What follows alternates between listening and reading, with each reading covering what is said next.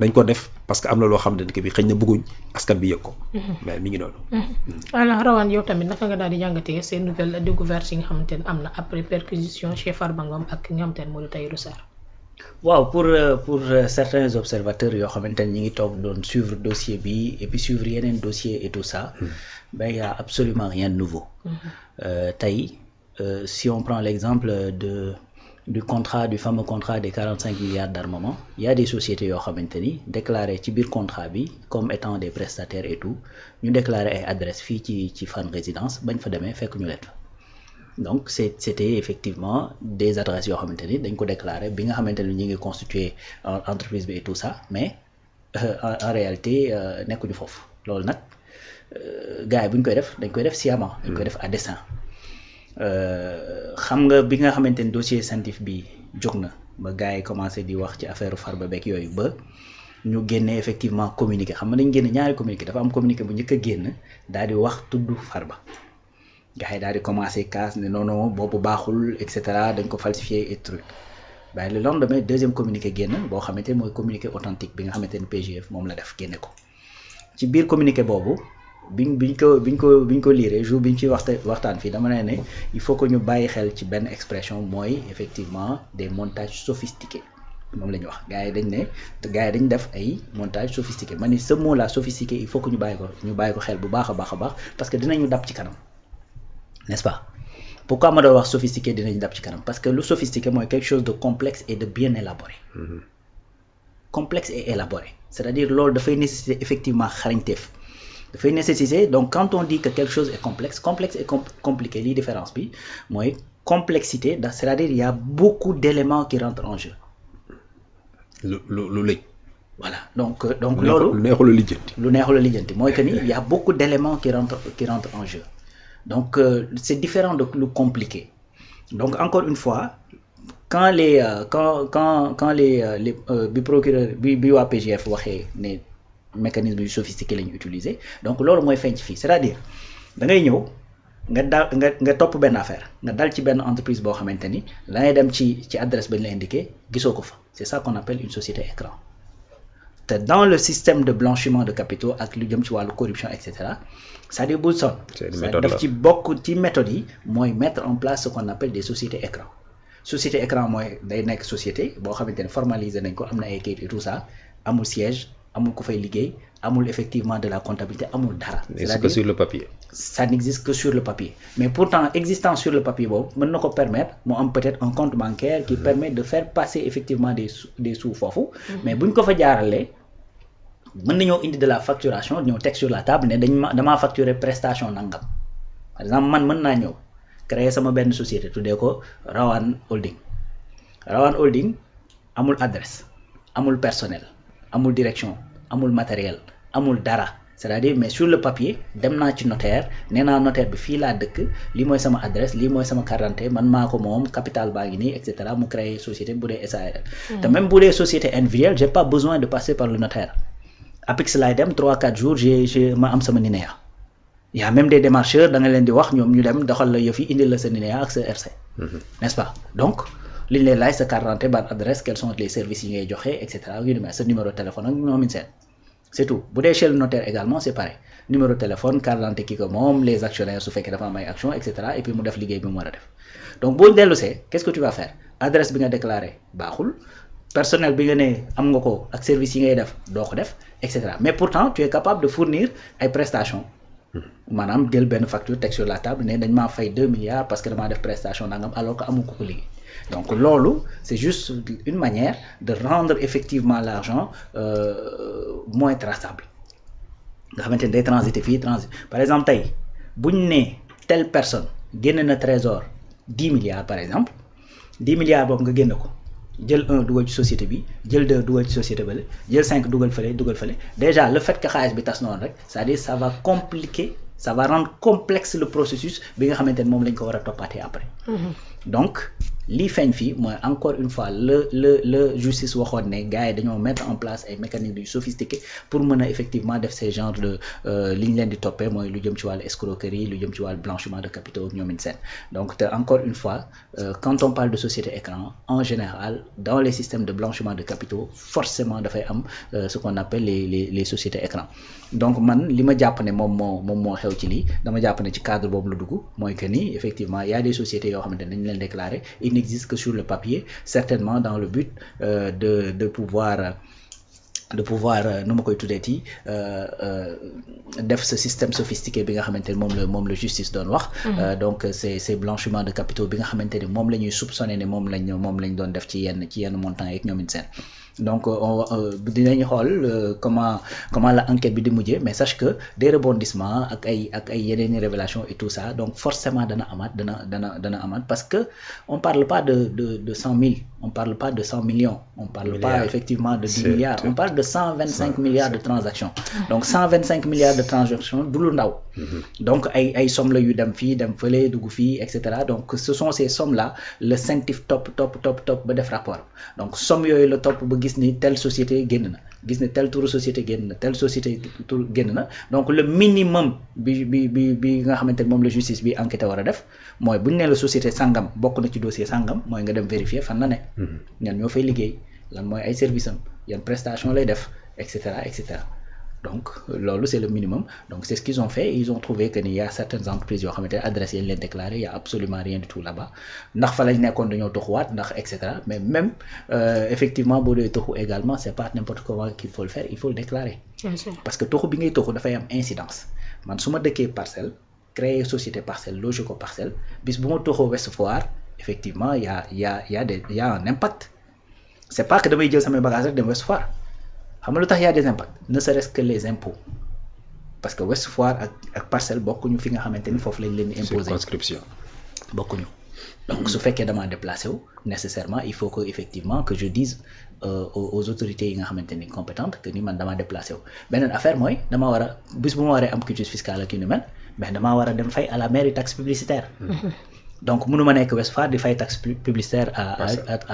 aux parcelles donc ce qui veut dire que bu fekkee ni da ngaa nekkoon ci benn barab ba nekkatoo foog nga déplacé wu dem feneen effectivement y a des actes à poser pour informer effectivement l'autorité que ni da ngaa déplacé wu donc là dama bëgg a wax ni l'hypothèse comme quoi que nekkoon nañ fa dañoo tuxu peut-être mën naa bañ a nekk une hypothèse solide. Bien sûr. N'est-ce pas donc li gën a probable mooy que ni mu nekk vraiment ay société écran loolu c'est une probabilité et il faut pas perdre cette idée que ni mën na nekk loolu d'autant plus que justice waxoon na déjà que ni gars yi ay systèmes yu sophistiqués lañ mettre en place pour def forfait yi nga xamante ne moom lañ leen di toppee. maintenant deux entreprises yoo xamante ne ñoom tamit existé nañ mais dañuy fay daal di gis des personnes yoo xamante ne ñuy liggéeyee ci ambassade des États-Unis ñoom ñoo fa daal di loger. waaw c'est la même chose c'est-à-dire tey da ngay dem ci immeuble après nga gis ni société tel nekk fa c'est la même chose c'est-à-dire ñooñu di fa liggéey ñoo fa nekk di fa liggéey c'est-à-dire agence ba ñuy représenté wala boog ambassade ba ñuy représenté et cetera moo jël local bi moo tax ma ne hypothèse comme quoi que ni xëy na dama faa nekkoon tuxu naa mais même su fekkee da nga faa nekkoon tuxu naa c'est-à-dire tuxu boobu dafa am effectivement des actions yoo war a poser pour que ñu xam pour que autorité xam ne yow nekkoon nga fii jóge nga fa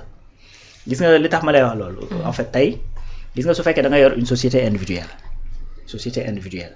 c'est-à-dire la société individuelle dañuy amul différence entre sa fortune personnelle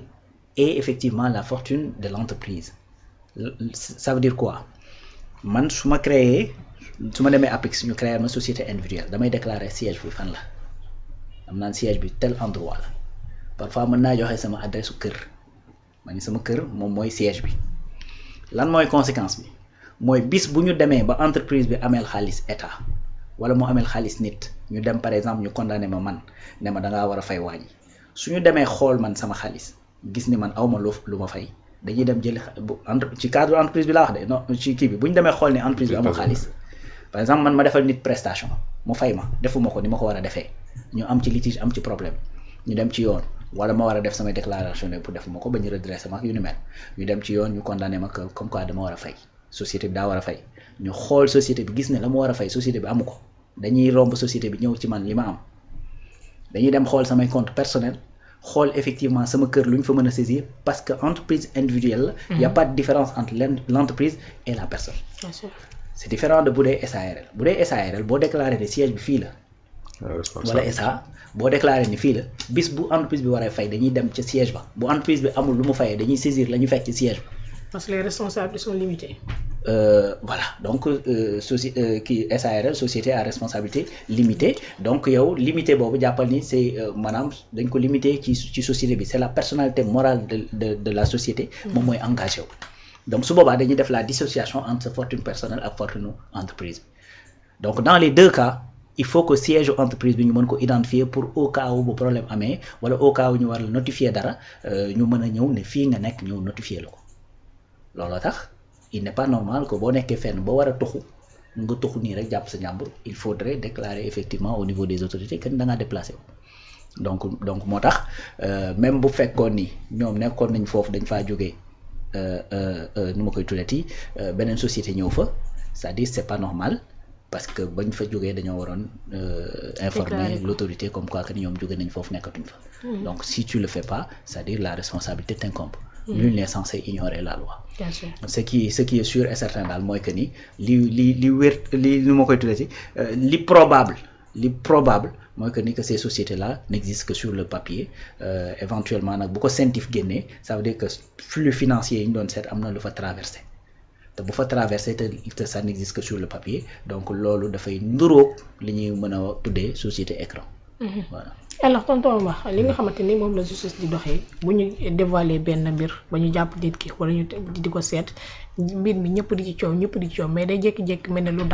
dal boobu ça veut dire que ñu ngi travailler en sourdine ci suuf ci def li ñuy def di mën a seeni enquête ba un grand jour ñu daal di ñu mettre en nu li nga xamante ni moom moo daal di nekk seen travail wala une partie de leur travail. waaw xam nga justice nag dafa doon lu sensible Rouba parce que buñ ci liggéey bu fekkee ne siiw na très souvent mun am ay dissimulation de preuve parce que justice ay preuve lay liggéey te preuve pour nga am ko da ngay def ndànk ci suuf travail souterrain ngay def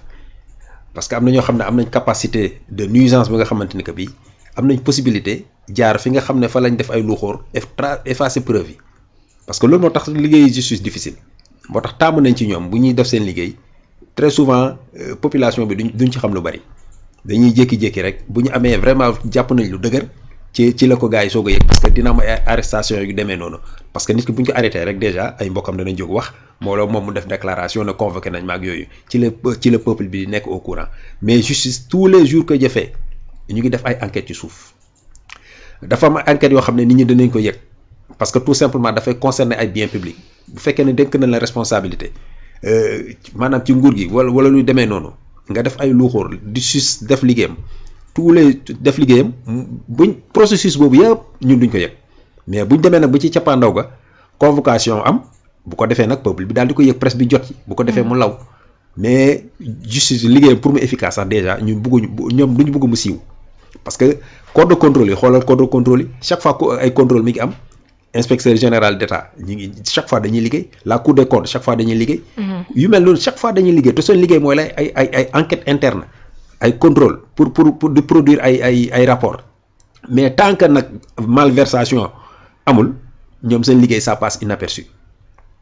loolu moo tax ñu jàpp ne liggéeyam dafa yéex wala duy demee noonu mais juste tout le temps ñu ngi liggéey mais nag bu ñu amee cas yu mel nii cas yi nga xam ne vraiment ay defam ay cas de blanchiment comme ni ñu ko waxee léegi ay société écran yu demee noonu ba gars yi génn di def ay enquête ñu gis ne vraiment affaire bi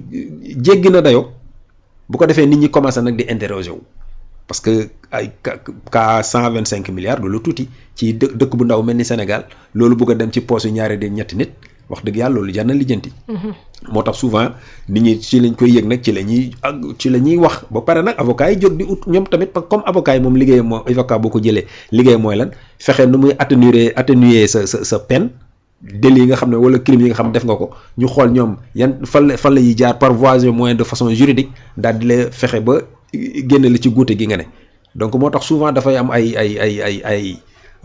comment dire ay médiatisation yi ciy am. te loolu sax boo xoolee neexul li nga xam ne mooy justice mais mënuñu ci dara parce que nous sommes dans une société d'information nit ñi ils ont besoin d'être informés surtout bu fekkee ne les biens publics sont en jeu la population bu boobaa nag dafa doon droit ci population yi ñu xam parce que tout simplement ñoom seen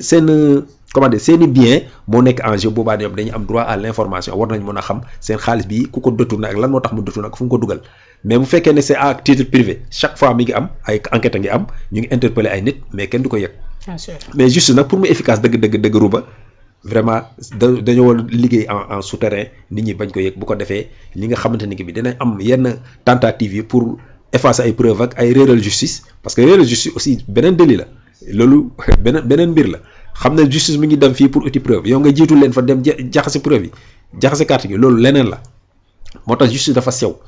justice daal ku ko xam ku ne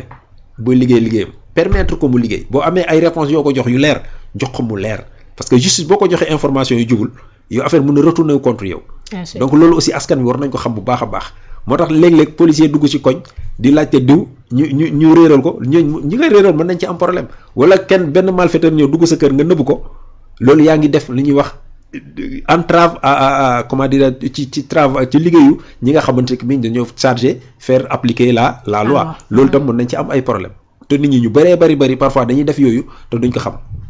moo tax daal justice bu fekkee ne ñun citoyen modèle lañu dañoo war a collaborer ak ñoom di leen jox ay informations yu juste bañ leen di leen réeral mais ñoom aussi seen liggéey souvent ñoom bu siiwee rek c'est parce que parfois c'est fait délibérément nag pour ñu am ay piste parfois am na ñoo xam ne ni que yi seeni tactique daf say bokk génne dara pour déglu opinion bi mun a am orientation bu fekkee ne enquête bi dem na ba tàggatee mais parfois loolu aussi dafay am parce que opinion bi léeg-léeg dafa am ñoo xam ne dañuy joxe ay pistes sans ñu rendre si compte mais daal travail bu gën ci wàllu justice mooy travail bu ñuy def de façon souterraine peuple bi bañ ko yegg. moo tax souvent nit ñi du ñuy yëg lu bëree bëri mais tant que nag demul ba yegg ci benn niveau bi askan bi mun nañ ko bañ a yegg. alors Rawane tonton Omar wax na ko léegi jëm ci li nga xamante ne moo di dissimulation de preuve wala ñu daal di def ay mécanismes yoo xamante ne day daal di entraver li nga xamante ne moo di procédure enquête bi loolu bokk na ci préoccupation yi nga xamante ne léeg-léeg procureur wala juge bi da koy daal di am ba bu nit bu demander liberté provisoire mu nekk loo xamante ne luy xaw a jafe lay doon. waaw loolu effectivement comme ni doyen wax donc mën na am ay jeexital ci ñi nga xamante ne dañ koy def. Mais aussi justice souvent procureur en vérité bu fekkee ni da nga ko demander liberté provisoire li muy teg sur la table mooy est-ce que sa liberté boobu du menacer le dossier bi nga xamante ne moom la nekk du suivre donc il faut que il réponde ci question boobu donc su fekkee da laa génne nag nga am la capacité pour mën a entraver dossier am du la bàyyi nga dem donc loolu la maintenant ñi nga xamante ni ñoom nga koy seqal des fois surtout pour yenn dossiers c'est-à-dire il faut tout simplement comprendre que dañoo am la capacité de nuire à ton dossier. loolu mooy dëgg parce que tey quelqu'un boo xamante ni boo ko convoqué mu mën laa indil par exemple 10 avocats ci tribunal bi kooku am na doole n'est-ce pas donc parce que du ñëpp benn avocat sax du ñëpp ko mën a jël am na ñoo xamante ni commis d'office dañuy am. parce que amuñu lu ñu jëlee avocat ñoo ëpp sax na. très bien da ngay ñëw ba jour jugement ñu indil la avocat ne la kii moo lay défendre